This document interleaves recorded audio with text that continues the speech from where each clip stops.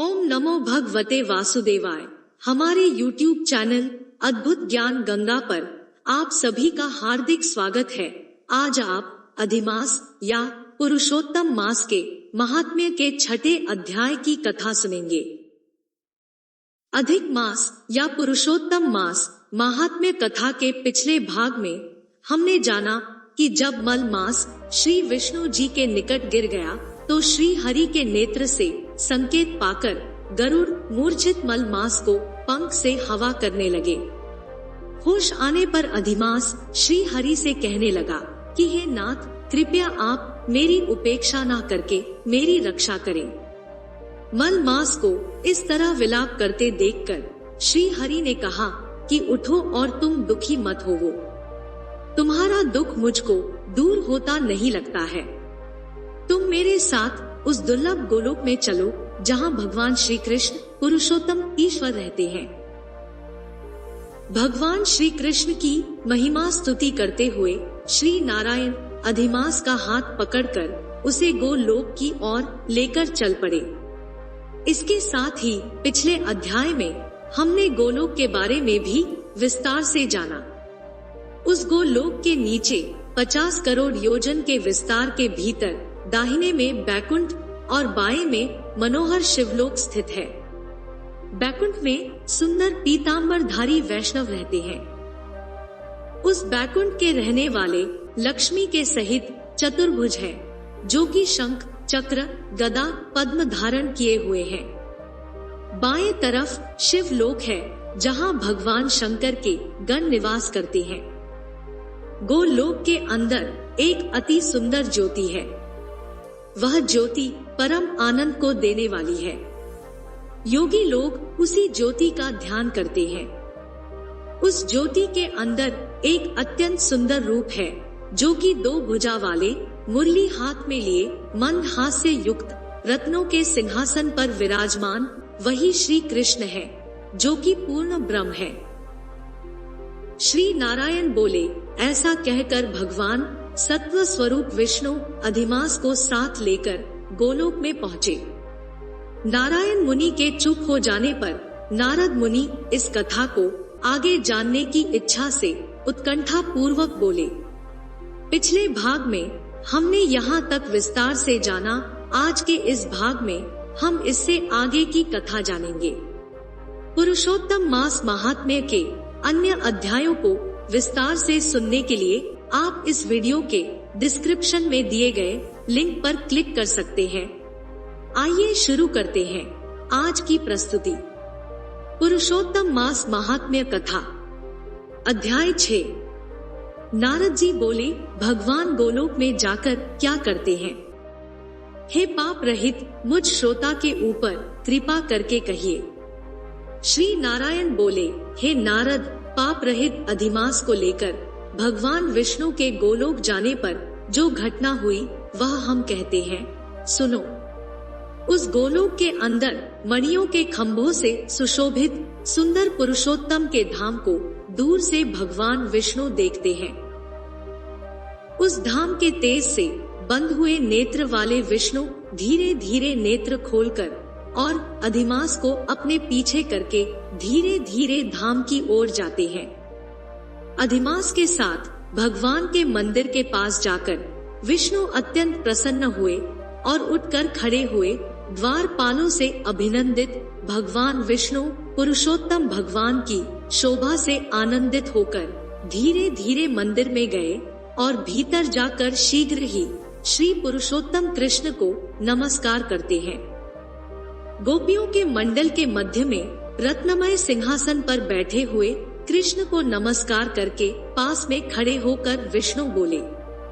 श्री विष्णु बोले, गुणों से अतीत, गोविंद, अद्वितीय, अविनाशी, सूक्ष्म, विकार रहित, विग्रहवान, गोपों के वेश के विधायक, छोटी अवस्था वाले, शांत स्वरूप, गोपियों के पति, बड़े सुंदर, नूतन मेघ के समान श्याम, करोड़ों कामदेव के समान सुंदर, वृंदावन के अंदर रास मंडल में बैठने वाले, पीत रंग के पीतांबर से शोभित, सौम्य, भौहों के चढ़ाने पर मस्तक में 3 रेखा पड़ने से सुंदर आकृति वाले, रास लीला के स्वामी, रास लीला में रहने वाले, रास लीला करने में सदा उत्सुक, दो भुजा वाले, मुरलीधर, पीत वस्त्रधारी अच्युत, ऐसे भगवान की मैं वंदना करता हूँ। इस प्रकार स्तुति करके भगवान श्री कृष्ण को नमस्कार करके पार्षदों द्वारा सत्कृत विष्णु रत्नत सिंहासन पर कृष्ण की आज्ञा से बैठे।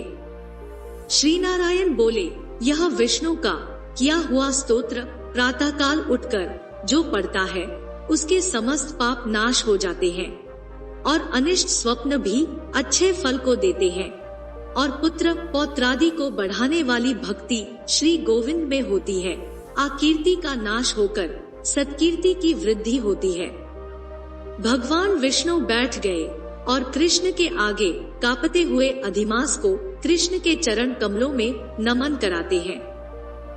तब श्री कृष्ण ने विष्णु से पूछा कि यह कौन है, कहां से यहाँ आया है, क्यों रोता है? इस गोलोक में तो कोई भी दुख भागी नहीं होता है। इस गोलोक में रहने वाले तो सर्वदा आनंद में मग्न रहते हैं।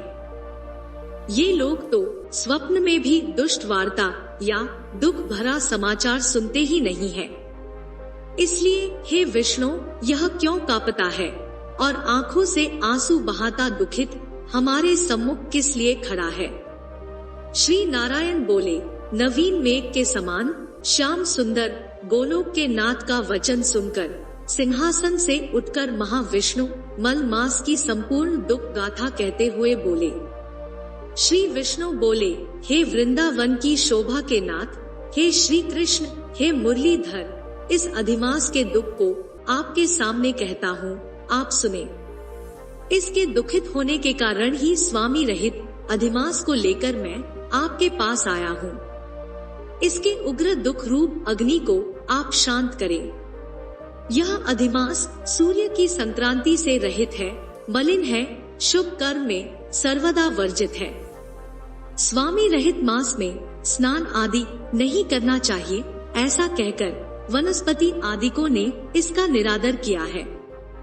द्वादश मास, कला, क्षण, अयन, संवत्सर आदि शेषवीरों ने अपने अपने स्वामी के गर्भ से इसका अत्यंत निरादर किया।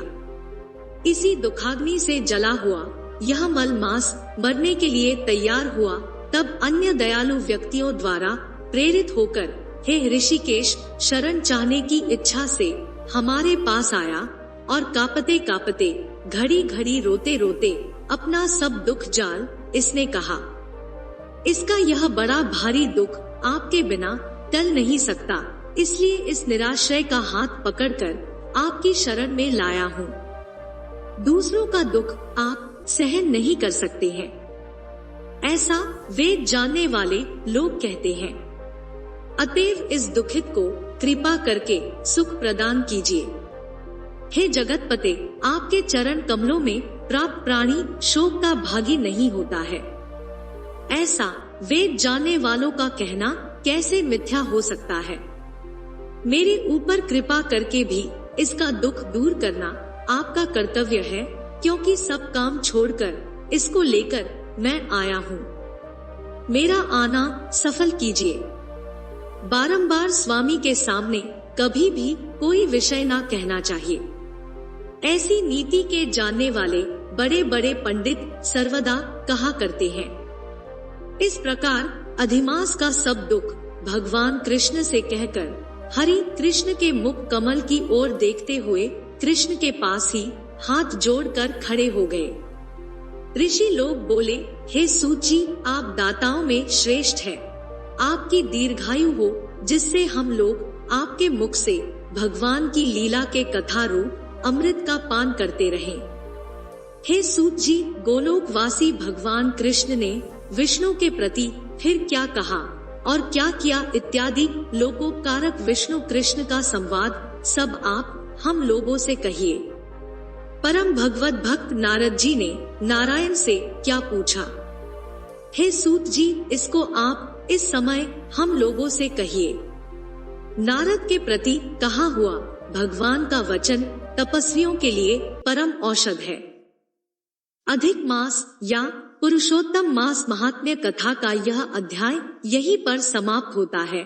इससे आगे की कथा का विस्तार पूर्वक वर्णन हम अगले अध्याय में करेंगे।